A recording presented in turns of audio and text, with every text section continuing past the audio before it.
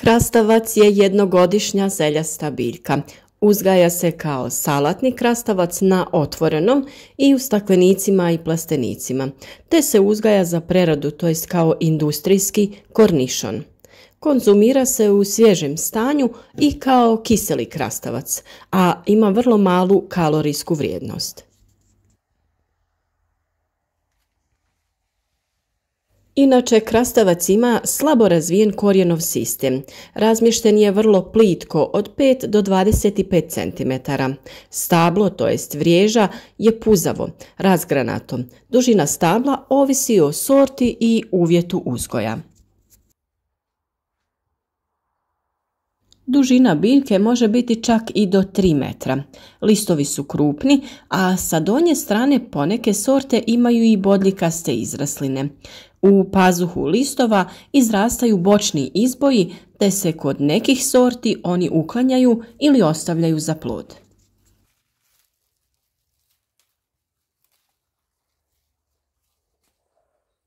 Krastavac je biljka koja na istoj vriježi razvija muške i ženske cvjetove. Često se više razvijaju muški cvjetovi i prinos je tada vrlo nizak. Zato se za tržište uzgajaju hibridni krastavci sa ženskim cvjetovima.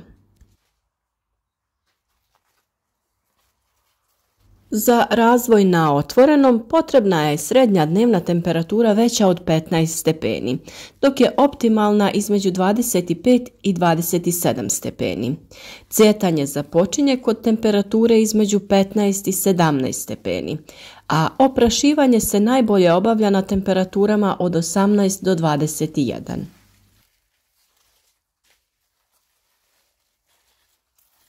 Od dana zametanja plodova do berbe treba proći 30 do 40 dana. Brzina rasta pojedinih plodova ovisi o broju plodova na biljci. Vrijeme plodonošenja traje između 1,5 do 2,5 mjeseca.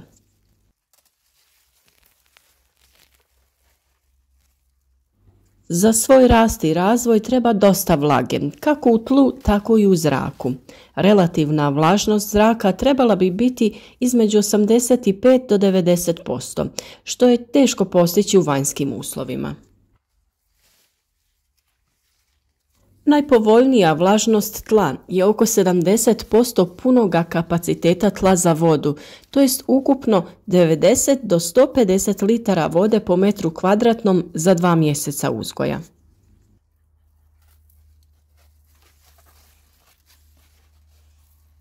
U početku se naravno dok je biljka manja zalijeva rjeđe i sa manjim količinama vode, a poslije, naročito u vrijeme plodonošenja i berbe, krastavac traži zalijevanje svakih 4 do 5 dana ovisno o vrsti tla i uzgoja.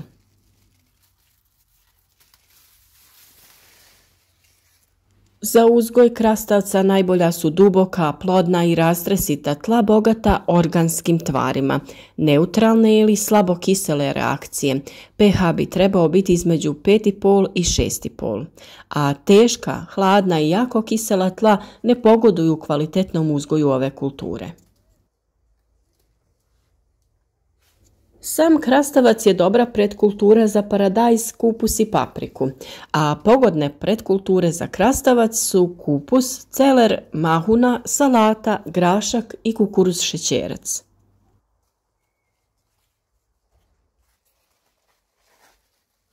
Obrada tla počinje u jesen i to dubokim oranjem, a pred sjetvu i sadnju po potrebi se kultivira. Prije jesenske obrade tla dobro je u zemlju dodati stajsko gnojivo, kako bi zemlja u proljeće bila bogata hranjivima.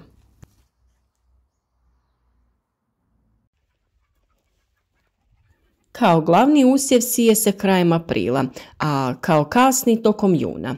Sije se na većim površinama pomoću sijača, a na manjim ručno u redove ili kućice. U redove se sije na razmak od 80 do 100 cm između reda i u redu od 20 do 30 cm razmak od biljke do biljke.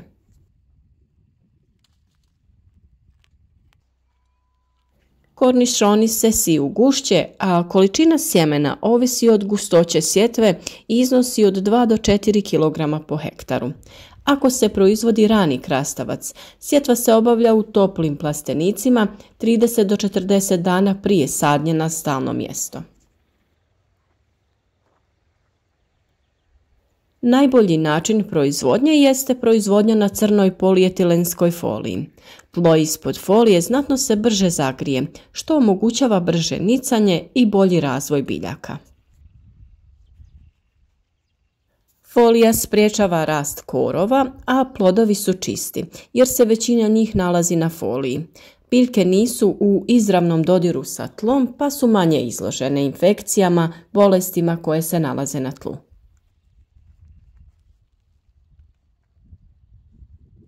Folija za uzgoj krastavaca na većim površinama postavlja se polagačem folije, a možete to odraditi i ručno.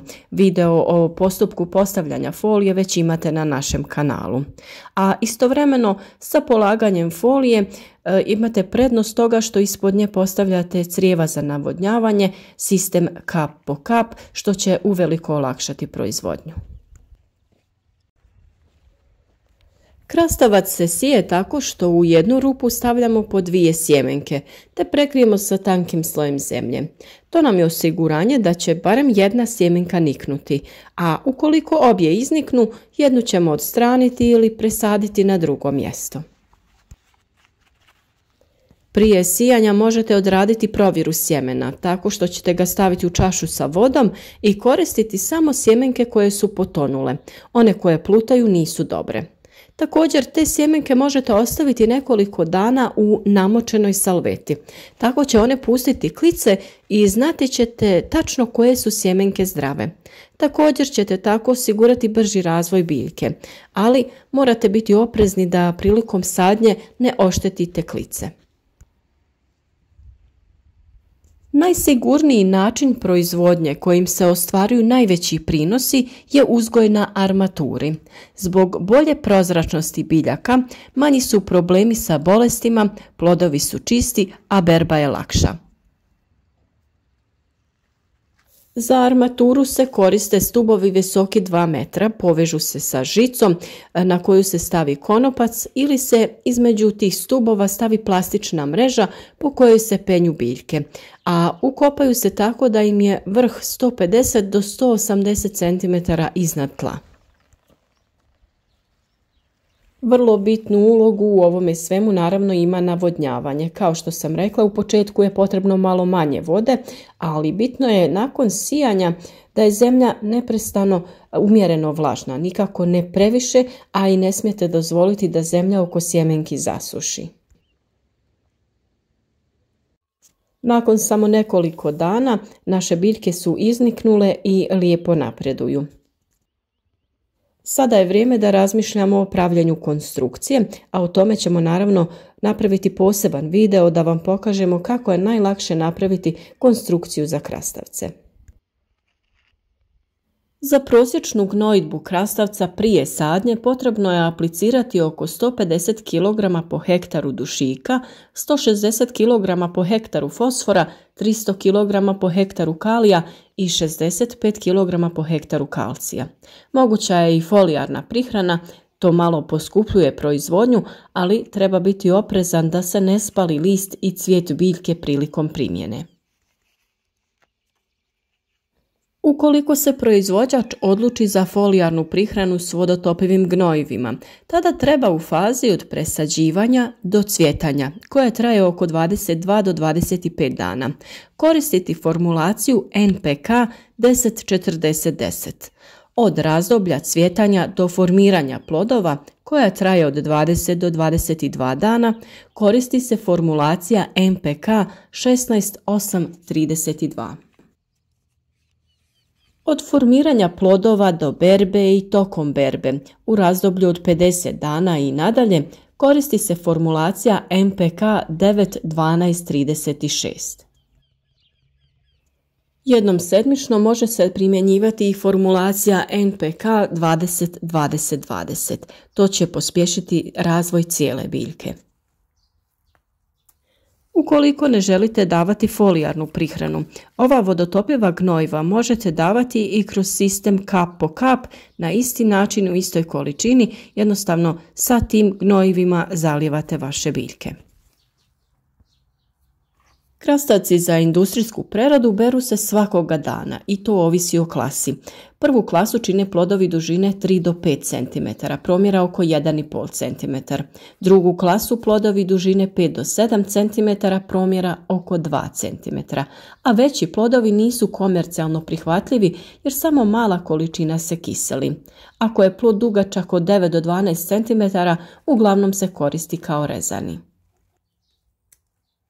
Berba se obavlja ručno, samo je na većim površinama mehanizirana. Salatni krastavac bere se kada plodovi poprime boju, veličinu i oblik karakterističan za sortu. Prinosi plodova krastavca za industrijsku preradu mogu biti od 25 do 50 tona po hektaru, a salatnog 22 do 40 tona po hektaru. A ove razlike su direktno vezane uz način uzgoja, vrijeme uzgoja i financijska ulaganja u proizvodnju. Današnji video je sa osnovnim vrlo korisnim informacijama vezanim za uzgoj krastavca, a naravno u periodu koji je pred nama posvetiti ćemo posebnu pažnju načinu održavanja biljaka krastavca, prihrani, skidanju zaperaka i sl. Uglavnom, kao i uvijek, svi bitni savjeti kako ostvariti velike i kvalitetne prinose biti će vam na vrijeme dostupni. A ukoliko već niste, još uvijek nije kasno da posijete vaše krastavce na otvorenom ili u zatvorenom, to jest u plastenicima.